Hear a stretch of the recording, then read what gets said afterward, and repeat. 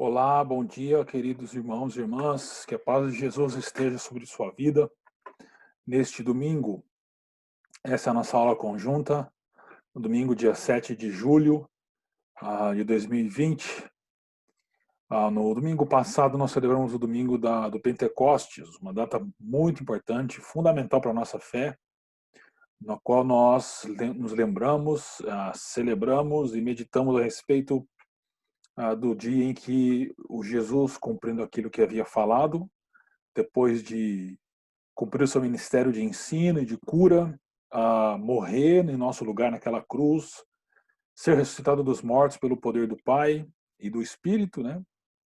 E subir aos céus, a ascensão de Cristo, ele cumpriu aquilo que havia falado aos discípulos e batizou a igreja com o Espírito Santo no Pentecostes, e ali começa então uma nova humanidade surgir em meio à humanidade, ao mundo, e a marca principal dessa nova humanidade é o Espírito de Deus que habita em cada um dos seus membros, dos homens e mulheres, crianças e adultos e idosos, de todas as classes sociais, mas que compõem esse novo povo de Deus.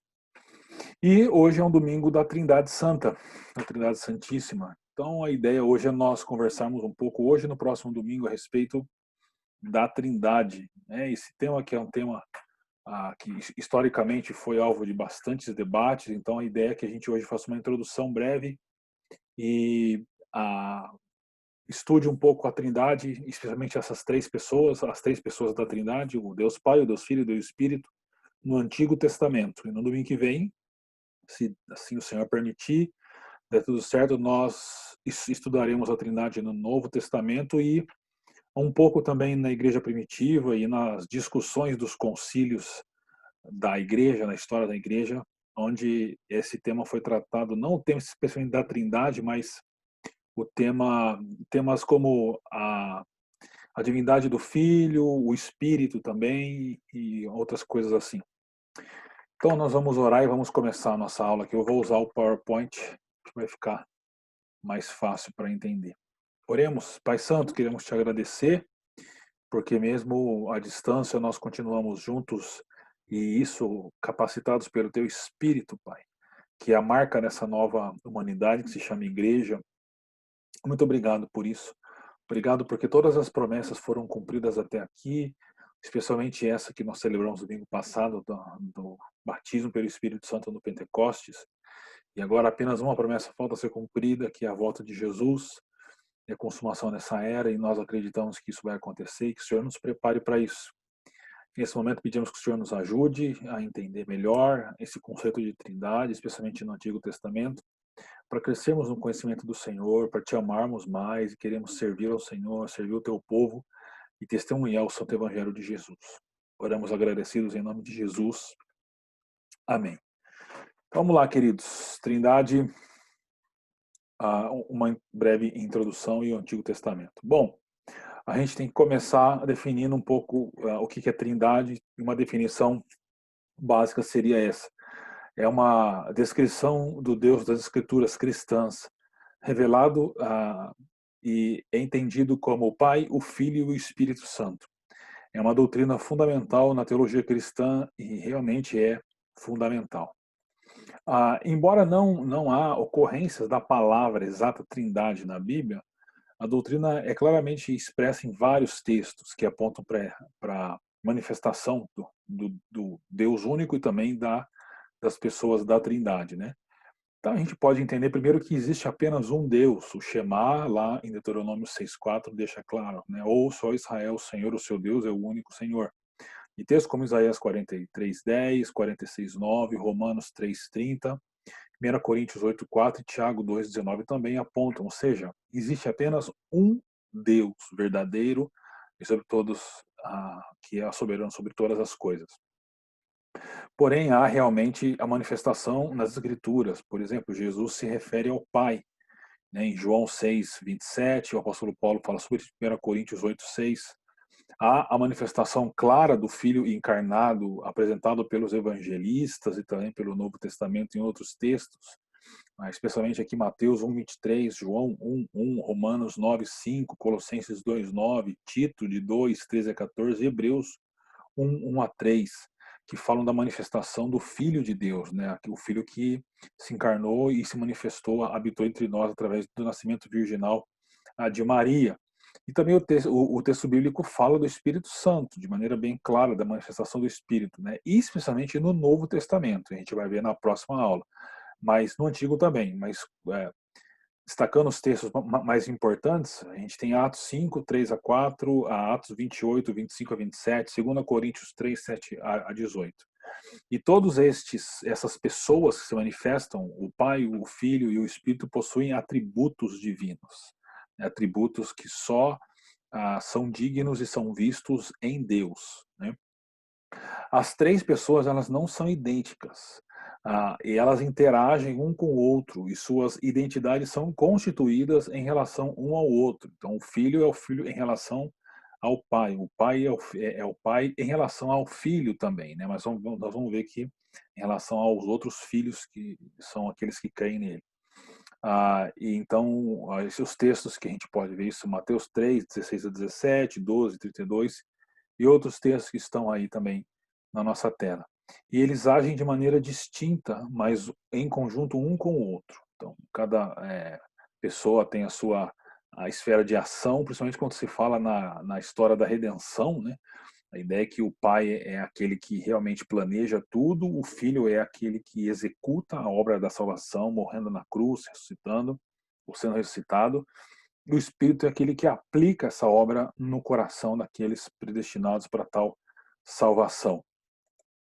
Então, entrando no Antigo Testamento, a gente pode entender que a doutrina da Trindade se baseia principalmente no Novo Testamento, como eu já falei, mas certas bases estão implicitamente presentes no Antigo Testamento.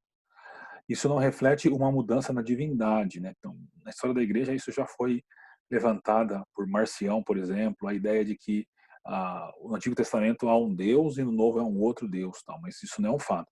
Mas essa mudança se deve na maneira como Deus escolheu se revelar antes da plenitude dos tempos, de acordo com Gálatas 4:4, né? Na plenitude dos tempos o Filho se revelou.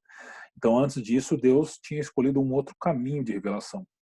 E como os crentes do Antigo Testamento observavam a atividade de Deus no mundo. Eu coloquei crentes ali porque realmente eles são crentes, não no sentido pejorativo, mas no sentido de pessoas que creem em Deus. E não há diferença fundamental entre os crentes do Antigo Testamento e os crentes do Novo Testamento. São todos crentes cuja fé está alicerçada no Messias, né, e na revelação de Deus através desse Messias. A única diferença é que os crentes do Antigo Testamento eles tinham uma fé naquilo que aconteceria, né, em relação ao futuro, na posição dele, e os crentes do Novo Testamento, e nós hoje, cremos naquilo que aconteceu, naquilo que ocorreu no passado. Mas o ponto da fé é o mesmo, é o Messias, né, é o Cristo, a manifestação do Cristo. Então, falando um pouco de Deus Pai, as primeiras referências ao Deus Pai se relacionam principalmente ao relacionamento de Deus com os israelitas, e não à palavra encarnada.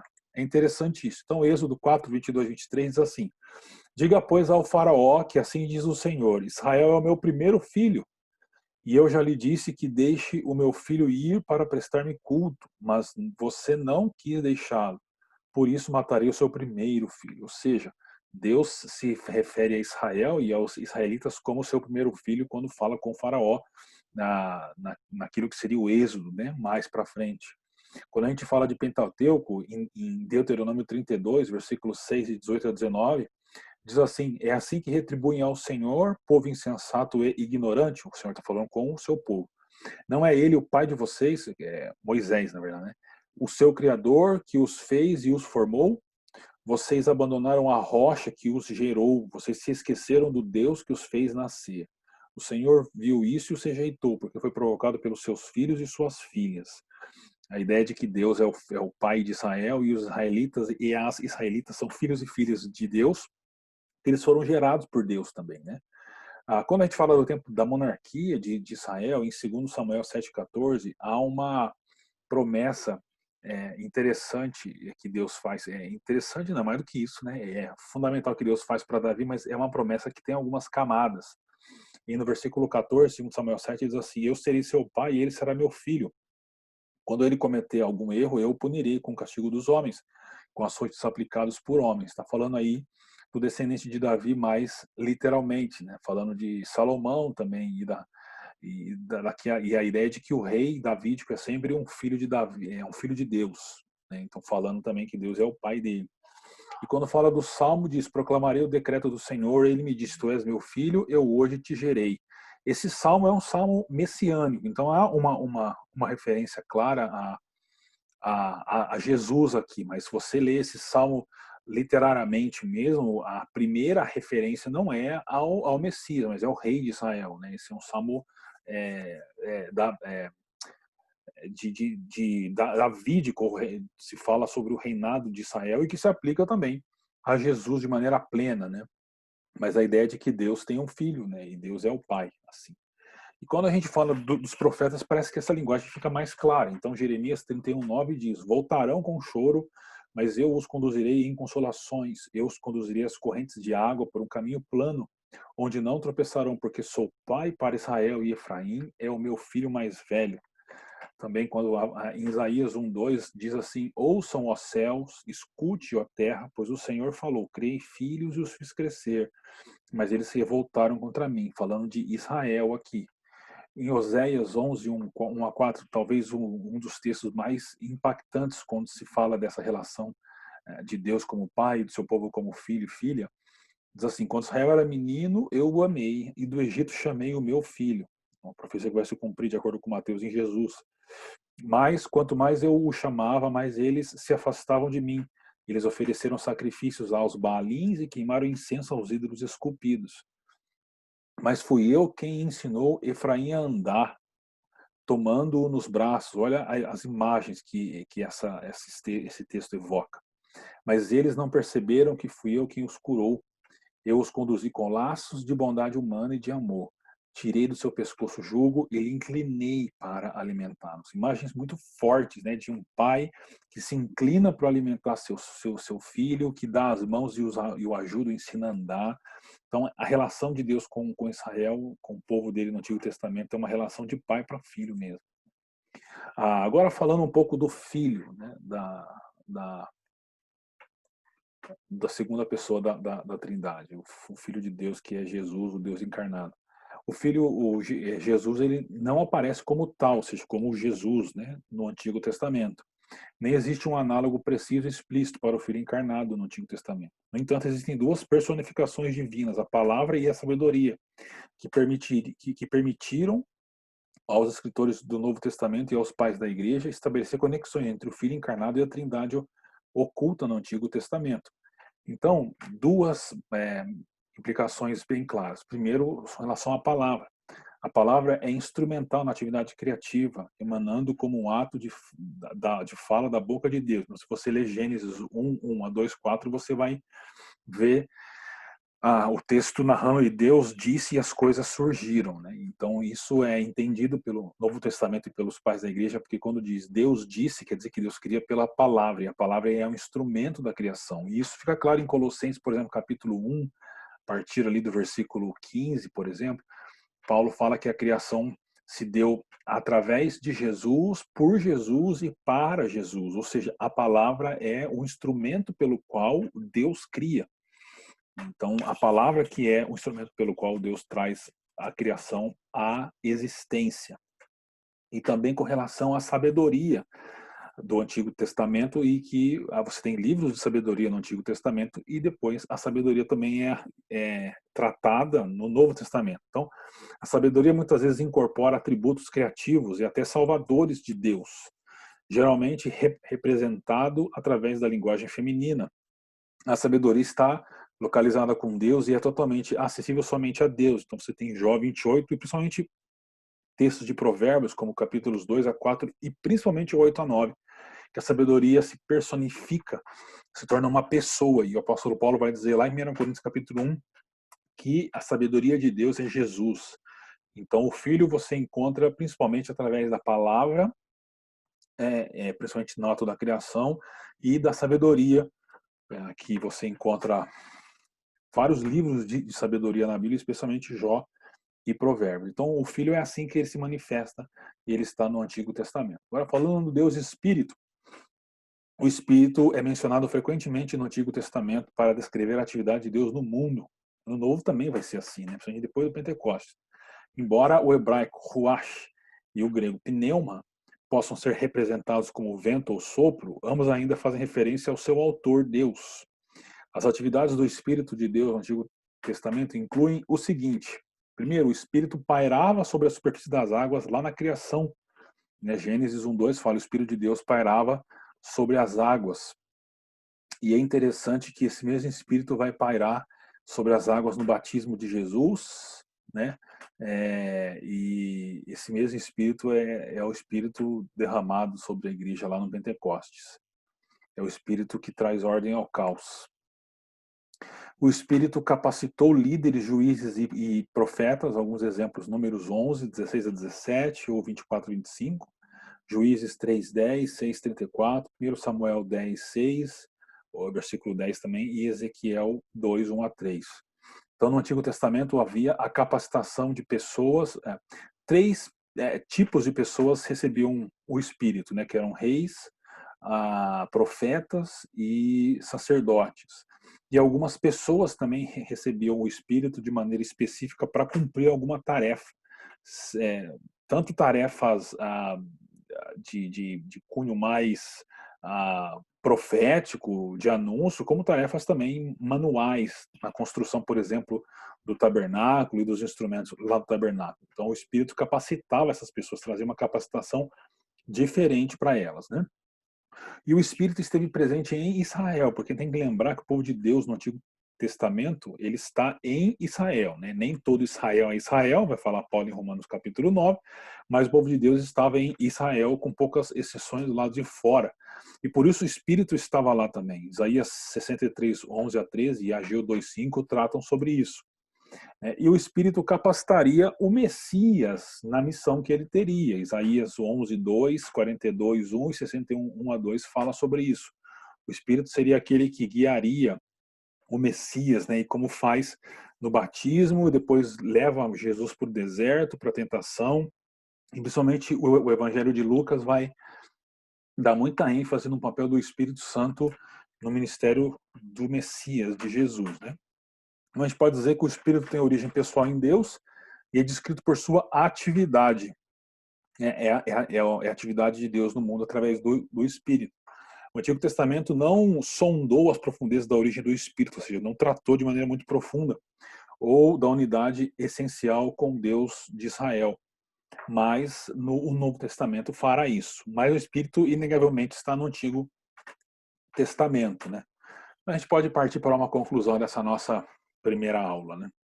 Conclusão, a gente pode fechar dizendo que, de acordo com o Antigo Testamento, o Pai, o Filho e o Espírito não são deuses, né? Então, o cristianismo não é um politeísmo, mas eles também não são tratados como meros modos da existência de Deus, só modos. Também não é isso.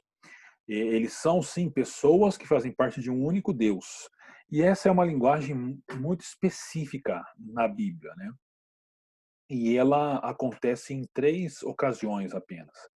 Ela acontece com relação à Trindade, ou seja, um Deus e 3 pessoas, é uma unidade composta, por assim dizer, né?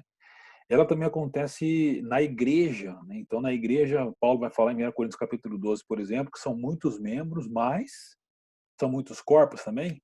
Não. São muitos membros, mas um só corpo, né? Com um cabeça, com uma cabeça só. E a cabeça é Cristo. E todos os membros, ou seja, todas as mulheres e os homens de todas as idades, de todas as classes sociais, e tal, eles compõem um único corpo. Então, de novo, né, uma unidade composta, vários membros, um corpo. E acontece no casamento também. Curioso, né? Os dois se tornarão uma só carne, marido e mulher. E, então, é uma linguagem que a Bíblia trata e ela usa em referência a situações extremamente especiais para a Escritura, né? A Trindade, a Igreja e o casamento, né? E não há muitos meios de explicação assim para isso, né? Racional, não. Eu acho que aqueles que são casados conseguem entender um pouco melhor isso, né? Não quer dizer que sempre assim, mas tem um pouco mais de capacidade de entender porque percebe essa relação de unidade, vivendo com o seu cônjuge, mas também todos os crentes percebem isso, porque vivem como igreja e formam um corpo só, né. Então é uma linguagem muito específica e é uma linguagem muito relacional, né, e que faz muito sentido para nós, porque, eh, quando os nossos primeiros pais pecaram, a nossa relação com a Trindade que foi rompida, com o Deus triuno foi rompido, né. E é por isso então que a igreja, quando as pessoas são convertidas e elas se apresentam para o batismo, elas são batizadas em nome do Pai, do Filho e do Espírito Santo, porque elas estão entrando, elas estão passando a se relacionar com esse Deus triuno que se revela que se manifesta através das três pessoas, o Pai, o Filho e o Espírito Santo. Então são pessoas que fazem parte de um único Deus. Isso permitiria então que os primeiros cristãos judeus, que eram monoteístas o tempo todo, né, aceitassem prontamente os ensinamentos de Jesus a respeito de sua relação com o Pai e o Espírito, e ao mesmo tempo o adorasse também, né? Jamais um judeu adoraria um homem. Então eles sabiam, eles tinham a certeza, os judeus que foram convertidos à fé cristã, de que Jesus realmente é Deus, né, e digno da adoração que Yahvé recebe no Antigo Testamento. Então eles entenderam isso prontamente. Dessa forma, por entender assim e por esse seu ensino, o primeiro mandamento, né, não terás outros deuses diante de mim, e o Shema, lá em Deuteronômio 6,4, ouçam Israel, o Senhor Deus é o único Deus, poderiam ser confessados juntamente com a realidade trinitária do Pai, Filho e Espírito Santo. Isso nunca foi um problema para a igreja primitiva. Ao longo da história, sempre o ramo ortodoxo da igreja manteve isso e nós mantemos até hoje. Então, essa é a análise geral que a gente faz da Trindade no Antigo Testamento, tá bom? Que você ame mais o Deus triuno, que você se relacione com Ele, entendendo o amor do Pai, a graça do Filho e a misericórdia e a consolação do Espírito Santo, né? Essa que a gente usa geralmente nas bênçãos apostólicas, que você se relacione como um filho, como uma filha ou um filho, que você ame Jesus de todo o seu coração, que Ele seja o grande amor da sua vida e que o Espírito guie você, empoderando-o ou empoderando-a para o testemunho e para a vida do Evangelho de Jesus. Tá bom? Oremos, Pai Santo, obrigado por esse ensino maravilhoso e que teu Espírito nos capacite, Senhor. Nos capacite e nos leve a Jesus para amá-lo de todo o nosso coração, debaixo do amor do Pai. Te agradecemos por tudo isso e eu peço que o Senhor esteja com cada irmão e irmã que assistiu essa aula. O Senhor os sustente, os abençoe. Em nome do Senhor Jesus. Amém e amém. Queridos, Deus abençoe. Fiquem firmes no Senhor Jesus Cristo. Tchau, tchau.